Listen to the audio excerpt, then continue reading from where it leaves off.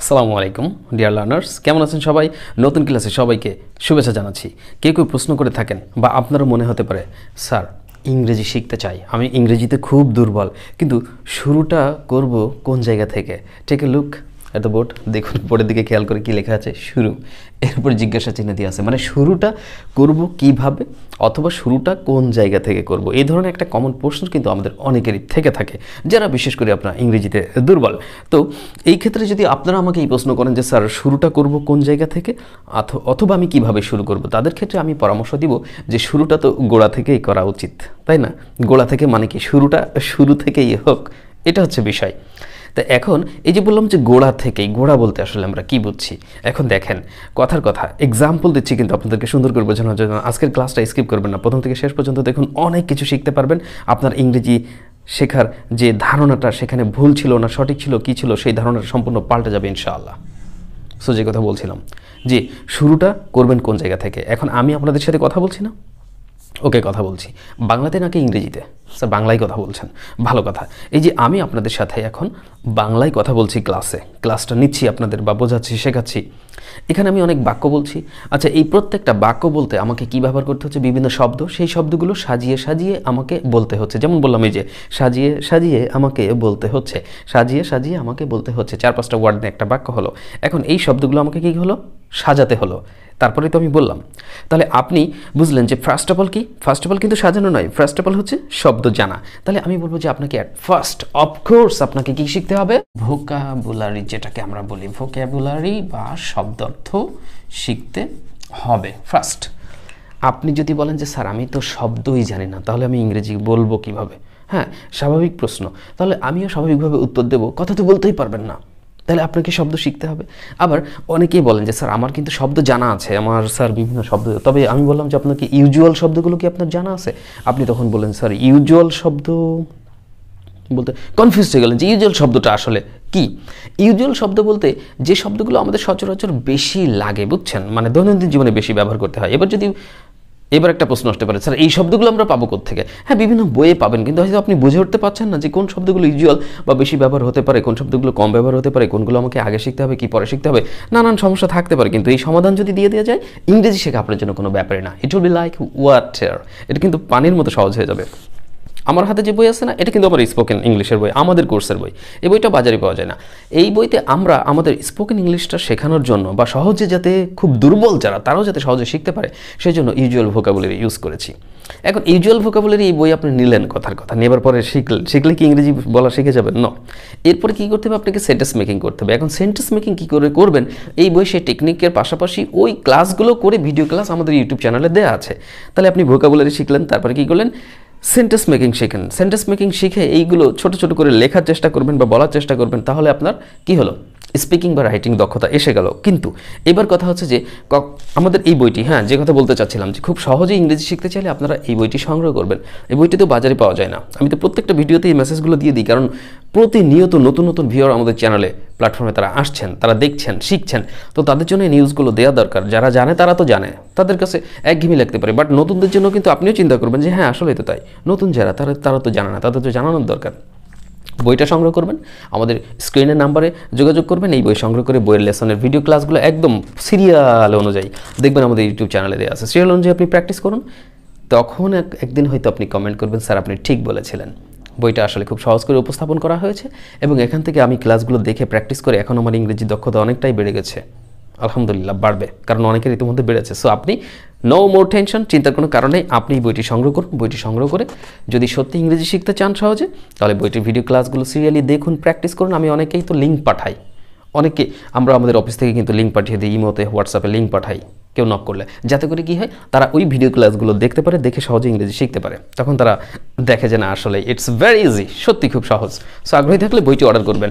এখন কথা হচ্ছে যে এখন আপনি শুরুটা করলেন, যে ভোকাবুলারি শিখলেন, শব্দ তো শিখলেন, বাট এই যে গ্রামার স্পিকিং, কেউ প্রশ্ন করে স্যার আগে ওই যে লিঙ্ক পাঠানোর কথা বললাম, যে আপনাকে ইমোতে হোয়াটসঅ্যাপে একটা লিঙ্ক পাঠিয়েছি, আমি এই ক্লাসগুলো দেখুন, এগুলো আমাদের বইয়ের ক্লাস, এগুলো গ্রামার ক্লাস, এগুলো উচ্চারণ শেখার ক্লাস ইত্যাদি।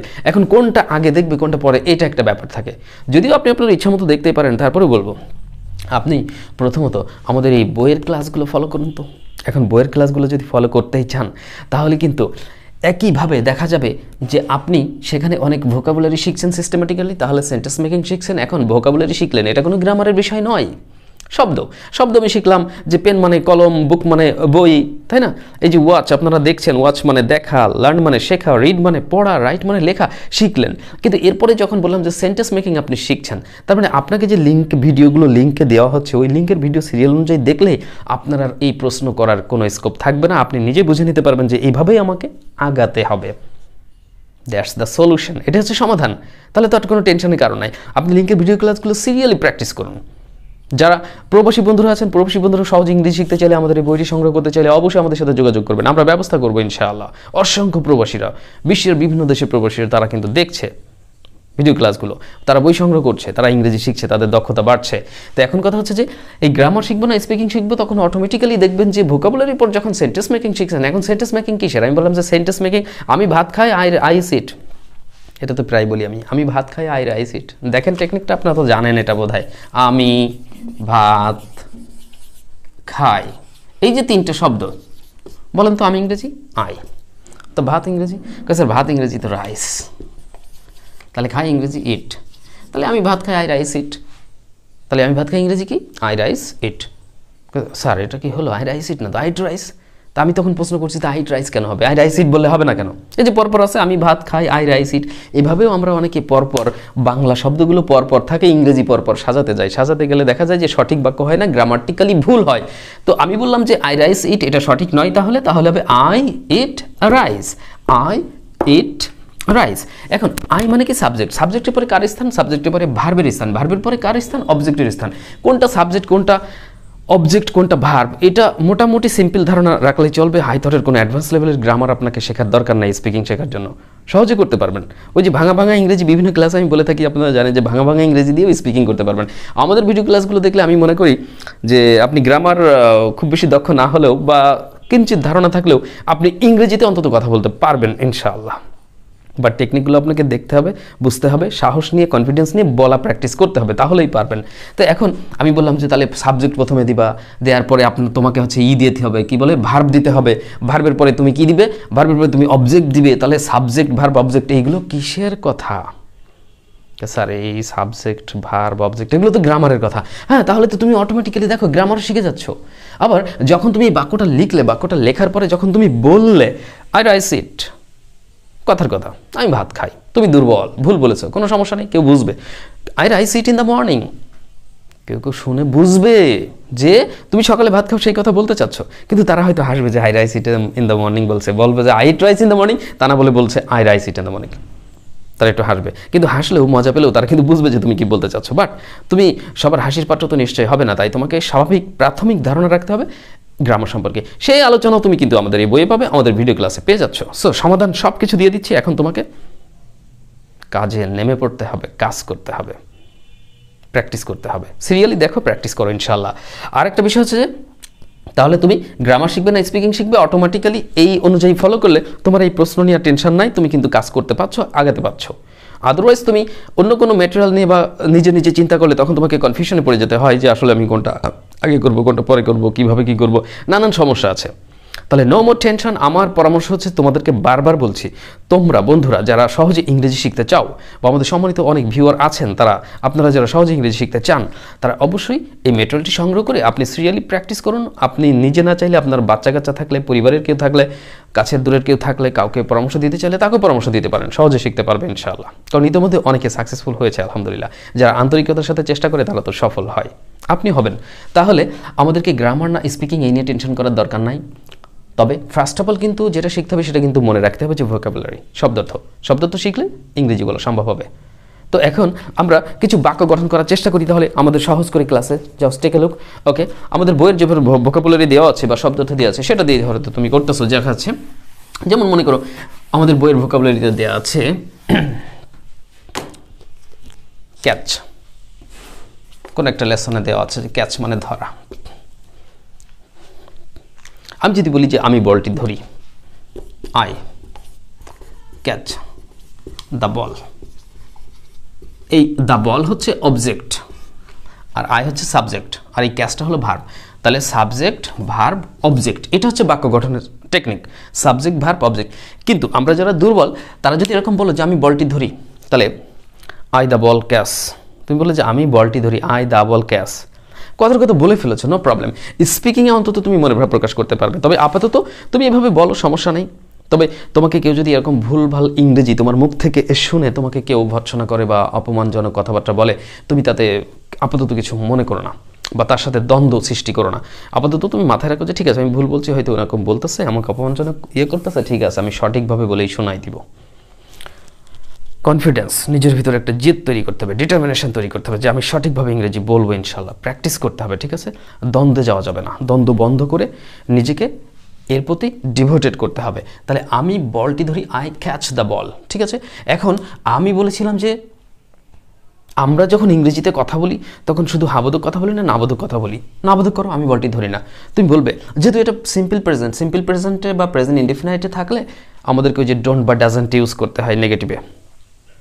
নাবোধক বাক্য ডোন্ট বা ডাজন্ট। এখন ডাজ ইউজ করবে কখন? যখন ভার্বের সাথে এস বাই এস যোগ করা থাকবে, এর সাথে এস বাই এস নাই, তাই তুমি ডু দিয়ে করো। তাহলে আমি বলটি ধরি না, I don't catch the ball. এবার বানাও আমি কি বলটি ধরি, do I catch the ball. এরপরে বানাও আমি কি বলটি ধরি না, don't I catch the ball.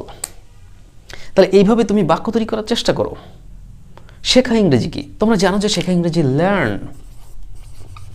তুমি বাক্য করলে আমি ইংরেজি শিখি, তাহলে আই ইংলিশ লার্ন, হয়তো বলে ফেলেছো, নো প্রবলেম, এটা ভুল ইংলিশ, কিন্তু কেউ শুনে বুঝতে পারবে যে তুমি ইংরেজি শেখো, এ কথা বলতে চাচ্ছ।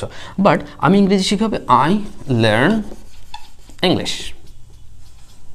এবার তুমি হয়তো বললে যে আমি আরবি শিখি না, আই ডোন্ট লার্ন অ্যারাবিক।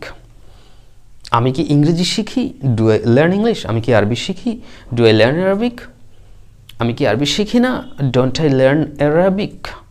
তাহলে এইভাবে তোমাকে হাবোধক নাবোধক বিভিন্ন ধরনের যে 4টা প্যাটার্নের বাক্য বললাম, এই বাক্যগুলো তৈরি করার চেষ্টা করতে হবে।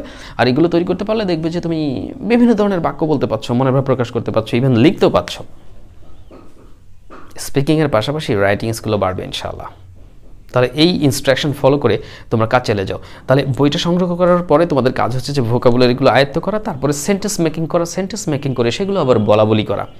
আর একটা বিষয় আমি বলবো, প্রতিদিন ইন ইউর ডেইলি লাইফ, তোমার দৈনন্দিন জীবনে, what you see with your own eyes, তোমার নিজ চোখে তুমি যা কিছু দেখো, হোয়াট ইউ ডু, তুমি যা করো, হোয়াট ইউ লার্ন, তুমি যা শেখো, অর হোয়াট ইউ হিয়ার, তুমি কান দিয়ে যা যা শোনো, এই যা কিছু দেখো শোনো, ঠিক আছে, যে কাজগুলি তুমি প্রতিনিয়ত করো সেইগুলার ইংরেজি করার চেষ্টা করো। তো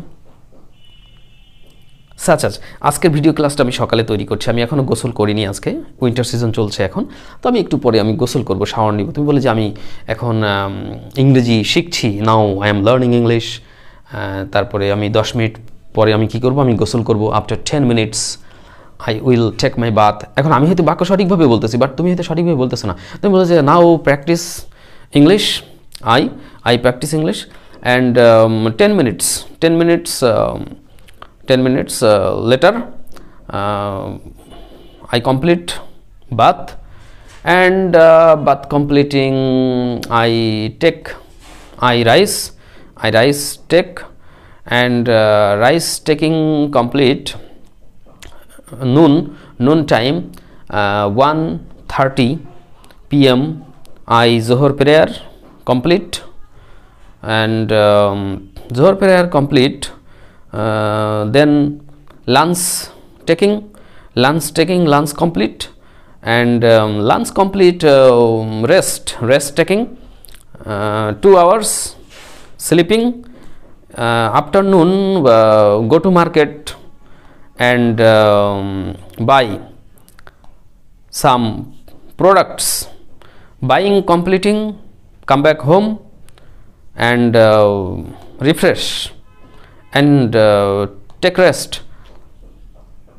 ভালো ইংরেজি আমি পারি না, আমি এইভাবে হয়তো ইংরেজি বলার চেষ্টা করতেছি যে আমি গোসল করব একটু পরে, 10 মিনিট পরে, তারপরে আমি একটু জোহর, দুপুর হয়ে যাবে, আমি ভাত খাবো, তারপরে আমি দুপুর হয়ে যাবে, দুপুরে আমি 1:30-এ নামাজ পড়বো, জোহরের নামাজ পড়ে তারপরে হচ্ছে দুপুরের খাবার খাবো, লাঞ্চ গ্রহণ করব, তারপরে লাঞ্চ গ্রহণ করার পর কী বলছিলাম যেন, আমি তো বানিয়ে বললাম, বিশ্রাম নেব, 2 ঘন্টা ঘুমাবো, তারপরে বিকালে উঠবো, উঠে আমি যাব, কি বলে, বাজারে যাব, কিছু জিনিসপত্র কিনবো, বাড়ি ফিরে আসবো, তারপরে ফ্রেশ হবো, রেস্ট নেব। আমার কথাবার্তা এইভাবে ভুলভাল ইংরেজি সুরে আমি যদি এভাবে বলি বা আপনি যদি এইভাবে কারোর সাথে বলেন একজন দুর্বল শিক্ষার্থী হিসেবে, সবাই বুঝবে, হয়তো তারা একটু মজাও পাবে যে কি ইংলিশ বলে, কিন্তু পাক না। আপনি কাউকে আনন্দ দিচ্ছেন, কষ্ট তো দিচ্ছেন না, আবার এভাবে আপনি নিজে প্র্যাকটিসটাও চালিয়ে যাচ্ছেন, আবার শিখেও যাচ্ছেন ইংরেজি। কিন্তু এইভাবে আপনার যদি ভিতরে এই আগ্রহটা থাকে, আপনি যদি ওই যতটুকু জানেন, আপনি কিন্তু আপনি জানেন যে আপনার ইংরেজি বললে হয়তো ভুল হবে, আর ভুল হলে কে কী মনে করবে, এই ধারণা, এই চিন্তাটা করেই আপনার জানা ইংলিশটুকু আপনি কারোর সামনে বলতে চান না, অথবা বলতে লজ্জাবোধ করেন। এই কারণে জানা জিনিসটুকু প্রকাশ পাচ্ছে না, আর এর ফলে কি হচ্ছে, ওই যে সমস্যাটা ভিতরে রয়েছে ওই সমস্যাটা রয়েই যাচ্ছে, এর সমাধান কিন্তু হচ্ছে না। So follow my instruction, follow my technique, এই কৌশলগুলো ফলো করুন।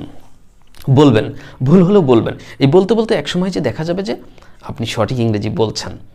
তবে আবারও মনে করিয়ে দেব, এই যে চলতি পথে বিভিন্ন সময় উঠতে বসতে হাটে ঘাটে মাঠে বিভিন্ন সময় যখন আপনি ভুল ইংরেজি বলবেন, তখন আমাদের সমাজের লোকরা তো আসলে উৎসাহিত করতে চায় না, তারা নিরুৎসাহিত করতে বেশি পছন্দ করে। বুঝতেই তো পারছেন। এই জন্য তাদের এই নিরুৎসাহিত মন্তব্যগুলি শোনার পরে আপনি নিরুৎসাহিত হবেন না। আপনি শুধু আমার কথা মনে রাখবেন যে হ্যাঁ, আমার টিচার আমাকে ইনস্ট্রাকশন দিয়ে দিয়েছেন, আসাদুজ্জামান স্যার আমাকে বলে দিয়েছিলেন যেরকম হয়তো লোকে বলবে, কিন্তু এটা আমার কানে করলে চলবে না, মনে করলে চলবে না, এটাকে আমি ওভারলুক করবো, এখান থেকে শুনে এখান থেকে বের করে দিয়ে আমি আমার গতিতেই চলবো।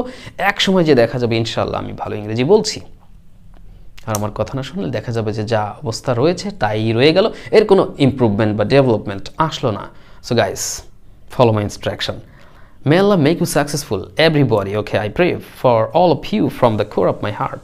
আমি হৃদয় গভীর থেকে আপনাদের জন্য সবার জন্য দোয়া করি, আমাদের সৃষ্টিকর্তার কাছে আল্লাহ তাআলা আপনাদের সবাইকে সফল করুক।